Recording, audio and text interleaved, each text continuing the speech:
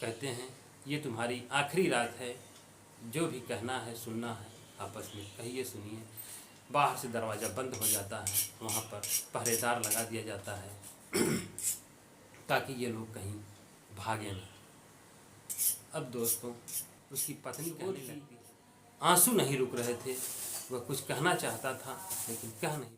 सुबोध कहने लगता है अपनी पत्नी से, मेरा क्या, कल मेरी फांसी हो जाएगी, मेरे 2 बच्चे हैं, अपने बच्चों को संभालना, और जो बात मैं तुमसे कह रहा हूँ ये अपने बच्चे को मत बताना, नहीं तो उन लोगों को इस कानून से जो है विश्वास उठ जाएगा। 2 दोस्त होते हैं, एक का नाम सुबोध होता है, एक का नाम प्रमोद होता है। दोनों एक साथ पढ़ते हैं, एक साथ पढ़े होते हैं, एक साथ रहते हैं। दोनों में इतनी घनिष्ठ मित्रता थी कि हम क्या बताएं। दोनों लोग चले गए प्रदेश, दोनों लोग एक ही कंपनी में जॉब करने लगे। वहाँ पर जब एक ही कंपनी में जॉब करने लगे, वहाँ पर एक लड़की भी जॉब करती थी जिसका नाम था वंदना। वो भी उसी कंपनी में जॉब करती थी और वंदना से सुबोध प्यार करने लगता है और वंदना सुबोध से प्यार करने लगती है। यह बात जब प्रमोद को पता चलती है, प्रमोद को थोड़ा सा अटपटा लगता है, तो वह सुबोध से कहता है कि सुबोध यार, वंदना तुमसे प्यार करती है, क्या मुझसे नहीं कर सकती? अब भाई, कोई अपना प्यार दूसरे से साझा कर सकता है? आप लोग ही बताइए। प्यार तो एक से होता है। लेकिन जब वंदना को ये बात सुनी तो कहने लगी कि प्रमोद ऐसा कह रहा था। बोले हाँ। तो दोस्तों प्रमोद जो है उससे ठान लिया कि मैं इसका बदला ज़रूर लूँगा। और दोस्तों अब कहानी पर यही मोड़ आती है। आप लोग वीडियो को पूरा देखिएगा। वीडियो अच्छा लगे तो वीडियो को लाइक करिएगा, शेयर करिएगा, और चैनल पर नए हैं तो चैनल को सब्सक्राइब कर लीजिएगा। दोस्तों सुनिए कहानी को कि एक बार की बात होती है। वंदना सुबोध से कहती है, मैं तुम्हारे घर खाना खाना चाहती हूँ, क्या कभी मुझे बुलाओगे? सुबोध कहता है ठीक है, समय आएगा तो मैं ज़रूर बुलाऊँगा, ऐसी क्या बात है। तो दोस्तों दोनों लोग, वंदना और सुबोध, दोनों टिफ़िन लाते हैं।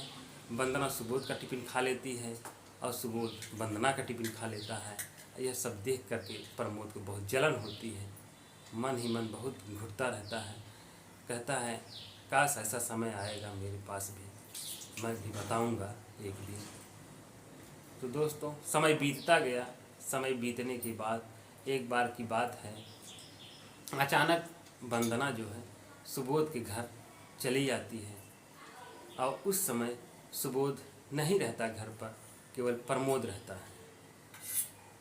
और जब वंदना आती है उसके बाद कहती सुबोध नहीं है क्या? तो प्रमोद कहता है नहीं, वो तो कहीं गया है काम से, बैठी बैठी आइए, अभी आ जाएगा।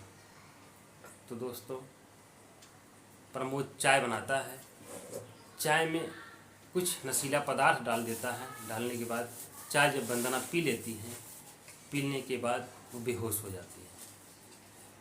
बेहोश होने के बाद अब प्रमोद उसके साथ क्या करता है क्या नहीं करता है, समझिए कि अब बेहोश होने के बाद उसके साथ गलत काम करता है। गलत काम करने के बाद उसे मार डालता है। उसे जान से मारने के बाद उसी सुबोध के बेड पर उसे सुला देता है। सुलाने के बाद वह भाग जाता है। उसके बाद कुछ समय बाद जब सुबोध घर आता है तो देखता है कि लाश पड़ी हुई है, और इतने में कुछ समझ पाता तब तक पुलिस आती है और उसको पकड़ लेती है। आसपास के लोग भी जुड़ जाते हैं, कहते हैं ये सुबोध क्या कर डाला, हम लोग ऐसा सोचे भी नहीं थे कि यह इतना कातिल आदमी है, किसी को मार डालेगा। अब पुलिस उसे रंगे हाथों पकड़ लेती है। पकड़ने के बाद उसे जेल ले जाती है। जेल जाने के बाद उसके घर वालों को फ़ोन किया जाता है कि सुबोध जो है ऐसा ऐसा कांड कर डाला है। और उसकी पत्नी सुनती है तो हक्का बक्का रह जाती है, जबकि सुबोध की शादी हो चुकी होती है, उसके 2 बच्चे रहते हैं। यह घटना अलीगढ़ की है दोस्तों, ये सच्ची घटना है। उत्तर प्रदेश में एक ज़िला है अलीगढ़, वहाँ की ये घटना है। जब उसके घर वाले को पता चलती है तो औरत कहती है कि मेरा पति तो ऐसा हो नहीं सकता, लेकिन फिर भी भाई जब रंगे हाथ पकड़ा गया है तो मुझे मानना ही पड़ेगा। यह बात जब कह रही है पुलिस तो ठीक है। उसके बाद दोस्तों जब सुबोध ऐसा काम करने के बाद उसे फांसी की सज़ा हो जाती है। जब फांसी की सज़ा हो जाती है, जैसे कि परसों उसको फांसी होनी है, उसके बाद जेलर साहब कहते हैं जैसे हर कैदियों से पूछा जाता है कि तुम्हारी आखिरी इच्छा क्या है, तो ऐसे सुबोध से भी पूछा जाता है कि बताओ सुबोध तुम्हारी आखिरी इच्छा क्या है। सुबोध कहता है मेरी आखिरी इच्छा यही है, मैं अपनी पत्नी के साथ एक रात के लिए उसके साथ बिताना चाहता हूँ, उससे मिलना चाहता हूँ। केवल मेरी आखिरी इच्छा यही है, मेरी अंतिम इच्छा यही है। जेलर साहब कहते हैं मेरी 30 साल की नौकरी में ऐसा कोई कैदी नहीं मिला जैसा कि ये शख्स बोल रहा है। सभी लोग कुछ और बोलते हैं, कुछ और कहते हैं, आखिरी इच्छा कुछ और मांगते हैं, लेकिन यह अपनी पत्नी से मिलना चाहता है। आखिर बात क्या है, चलिए इसकी भी इच्छा पूरी कर दी जाएगी। दोस्तों उसके घर वो भेजते हैं 2 पुलिस वालों को और कहते हैं ठीक है तुम्हारी आखिरी इच्छा पूरी कर दी जाएगी। एक कमरा को बाकायदा उसमें बेड लगाया जाता है। बेड लगाने के बाद उसमें जेलर साहब वॉइस रिकॉर्डर फिट कर देते हैं और वह वॉइस रिकॉर्डर अपने ऑफिस में लगा देते हैं। कहते हैं कि रात भर पति पत्नी जो बात करेंगे वो सारी बातें मैं सुन लूँगा।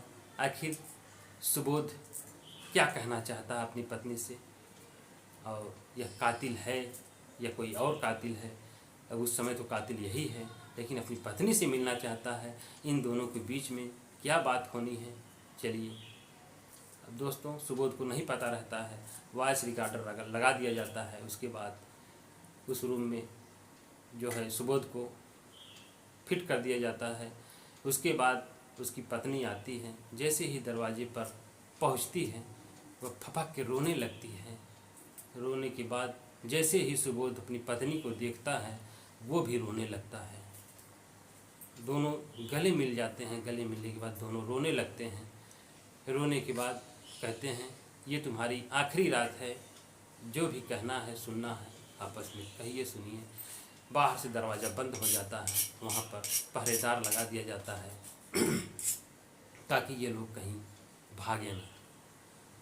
अब दोस्तों उसकी पत्नी कहने लगती है कि आखिर तुमने प्यार किया था तो उसे मारा क्यों, उसकी हत्या क्यों की।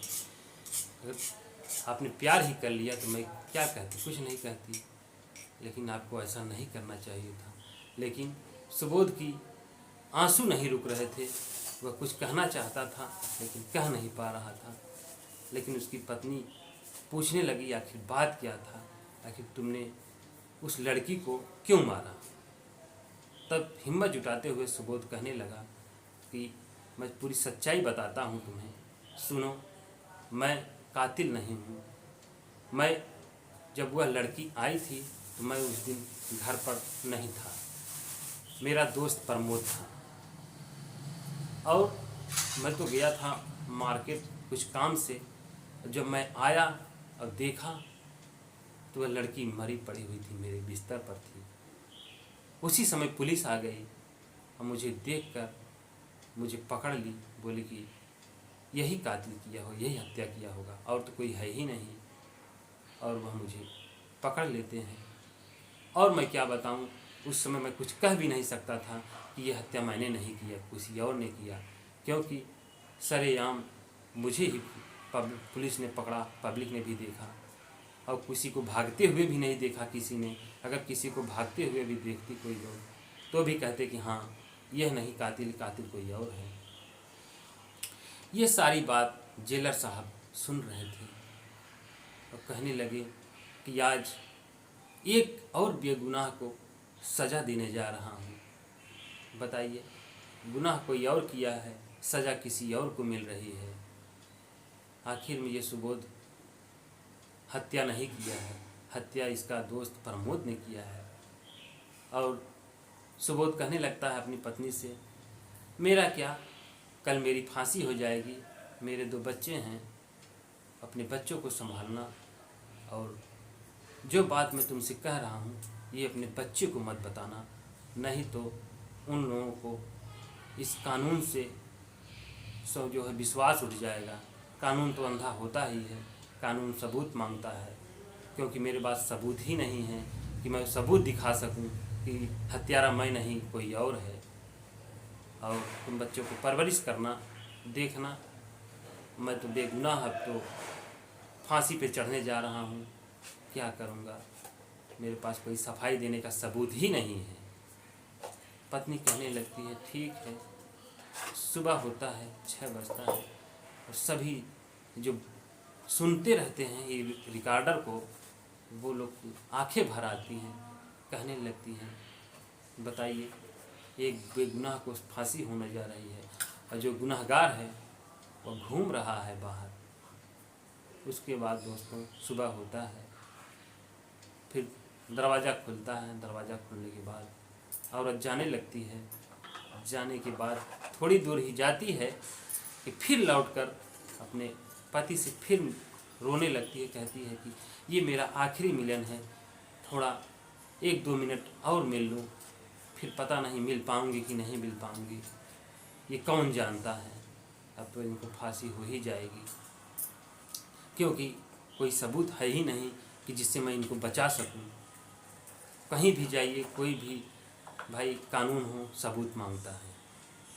इतनी बात जेलर साहब सुनते हैं। सुनने के बाद कहते हैं कि आज 30 साल की सर्विस में मुझसे एक और गुनाह होने जा रहा है। आज तक मैंने ये गुनाह कभी किसी के साथ नहीं किया है। जो गुनाहगार है मैंने उसी को ही सज़ा दिलाया है। आज बेगुनाह को मैं सज़ा दिलाने जा रहा हूँ। इतनी बात सुनने के बाद सुबोध को बुलाते हैं अपने पास और कहने लगते हैं कि क्या तुमने वो हत्या नहीं की है? कहें, अब सुबोध कहता तो क्या कहता, कहता कि साहब मेरे पास कोई सबूत ही नहीं है, तो मैं कैसे कहूँ आप लोगों को कि मैं ये हत्या नहीं किया हूँ। उसके बाद पुलिस को कहते हैं कि प्रमोद जहाँ कहीं भी हो उसको पकड़ के लाओ। पुलिस जाती है, छानबीन करती है, उसके बाद ढूंढ के लाती है प्रमोद को। प्रमोद से सारी सच्चाई उगलवाते हैं और वह सच सच बताता है। जो बीती हुई बात होती है कि वंदना मुझसे प्यार नहीं करती थी, मैं मुझसे जलन रखती थी, इसी का बदला लेने के लिए मैंने ये प्रण किया था कि एक दिन मिलेगी तो उससे बदला ज़रूर लूँगा। तो मैंने उसे मार डाला। और दोस्तों उसमें पोस्टमार्टम की रिपोर्ट भी जाती है। हाँ, लाश जाती है पोस्टमार्टम के लिए। जब जाती है तो उसमें भी रिपोर्ट आ जाती है। आने के बाद पता चलता है कि इसके साथ दुष्कर्म किया गया है। इससे और पुष्टि हो जाती है कि बात सही है, इसके साथ दुष्कर्म हुआ है, इसके बाद इसका हत्या हुआ है। ये जो होता है मजबूत हो जाता है। और तो भाई एक तो दुष्कर्म किया है, दूसरा हत्या किया है, और भी सज़ा मजबूत हो जाती है काटने के लिए। अब करता तो क्या करता, लेकिन खोजते हैं, खोजबीन के प्रमोद को लाते हैं। लाने के बाद जब पूछते हैं तब सारी सच्चाई पता चलती है। वहीं पर सुबोध को बाइज्जत बरी किया जाता है और जो गुनहगार होता है प्रमोद, उसे सज़ा दिलाया जाता है। तो दोस्तों इस कहानी से आप लोगों को क्या सीख मिली है हमें कमेंट्स बॉक्स में ज़रूर बताइएगा। और ऐसे केस बहुत से मिलते हैं कि जो गुनहगार होता है उसको सज़ा नहीं मिलती, जो बेगुनाह होता है उसको सज़ा मिल जाती है। और इस कहानी को सुनाने का मेरा मकसद किसी का दिल दिखाना नहीं है, किसी को परेशान करना नहीं है। जागरूक बनिए, सतर्क रहिए। फिर मिलते हैं एक नई वीडियो के साथ। तब तक के लिए जय हिंद, जय भारत।